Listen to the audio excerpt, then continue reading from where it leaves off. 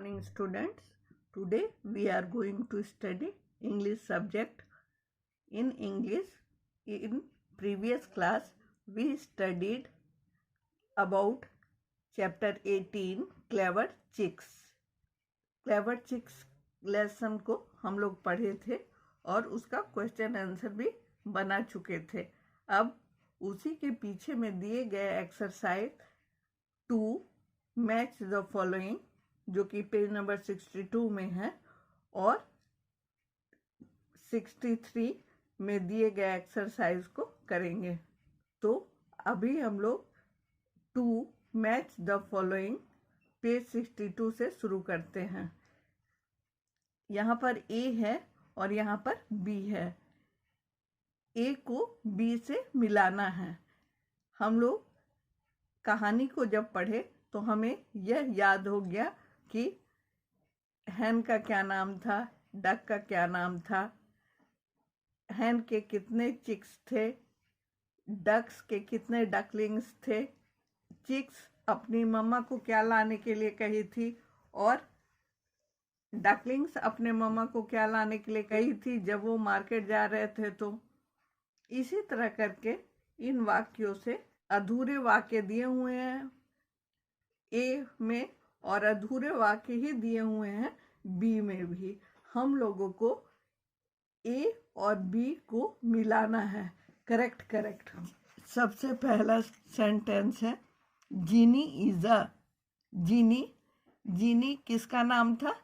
Genie is a brown hen.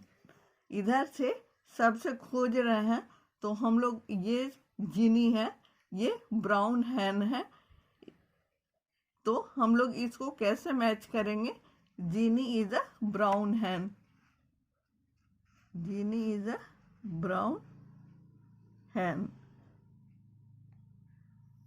हम लोग ऐसे मैच करेंगे। उसके बाद नेक्स्ट है डीमी इज अ।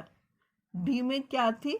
5 चिक्स थी या 6 डकलिंग्स थी, वाइट डक थी, पॉपकॉर्न्स थी या बैलून्स थी। तो हम लोग देखते हैं डीमी इज अ वाइट डक। ये डीमी है, ये वाइट डक है, तो डीमी को वाइट डक से मिला देंगे। डीमी इज अ वाइट डक। अब इसके बाद हम लोग क्या देख रहे हैं? जीनी हैज। जीनी के पास कितने चिक्स है? 5 chicks, 6 ducklings, popcorns, balloons. Give, first वाला करेक्ट है, 5 चिक्स। Genie has 5 chicks. हम लोग देखे थे हैन के 5 बच्चे थे, जीनी के 5 चिक्स थे। उसके बाद नेक्स्ट है डीमी। डीमी हैज कितने डकलिंग्स थे? डीमी के 6 डकलिंग्स थे। तो ये हम लोग पढ़ने ही समय याद कर लिए थे, तो हम लोग को आसानी से पता चल जाएगा। यहाँ 6 डकलिंग्स लिखा हुआ है, यहाँ पॉपकॉर्न्स लिखा है, यहाँ बैलून्स लिखा है, तो 6 डकलिंग से ही हम लोग जान गए कि ये डीमी का बात किया जा रहा है। और डीमी हैज 6 डकलिंग्स हम लोग लिख देंगे। उसके बाद चिक्स वांट। चिक्स अपनी मम्मा को क्या लाने के लिए? चिक्स अपने मम्मा को पॉपकॉर्न्स लाने बोले थे। और डकलिंग्स अपने मम्मा को क्या बोले थे?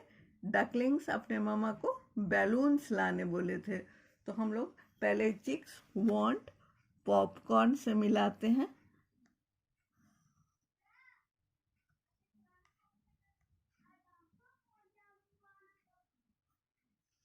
और डकलिंग्स वांट बैलून्स।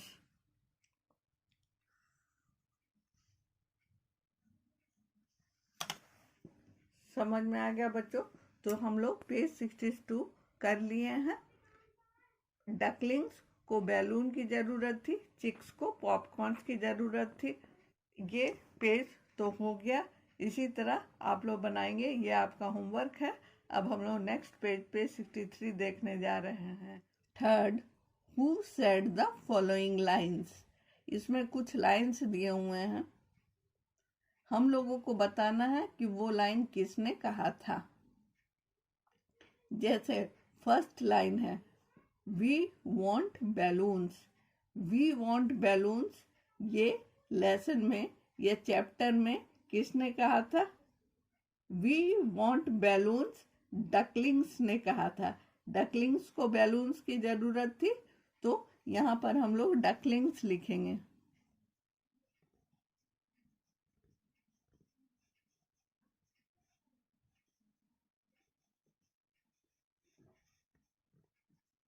उसके बाद नेक्स्ट है, they are 6 ducklings, I am the mother. ऐसा किसने कहा था लेसन में? ऐसा डिमी ने कहा था। डिमी ने अपने बारे में बोला था कि ये जो छोटे छोटे बच्चे हैं, ये 6 डकलिंग्स मेरे हैं, मैं माँ हूँ। तो यहाँ पर हम लोग डिमी लिखेंगे, DIMI।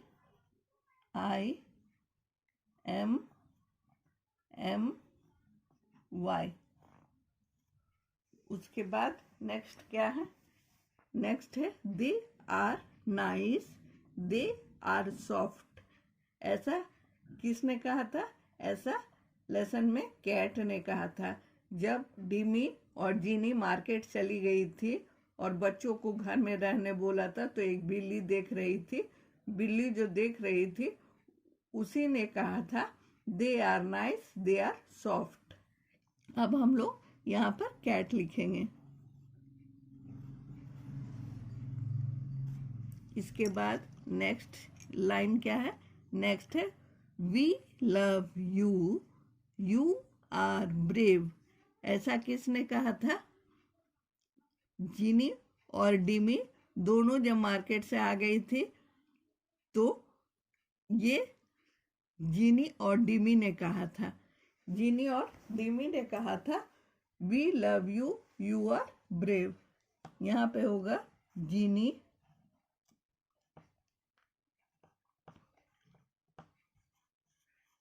एंड डिमी।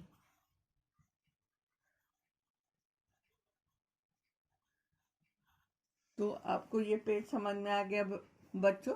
ये भी आपका होमवर्क है। आपको पेज 62 और 63 जाएगा, आपको ये बना करके भेजना है। यही आपका होमवर्क है। इंग्लिश में बस इतना ही। अब हम लोग नेक्स्ट हिंदी को देखते हैं।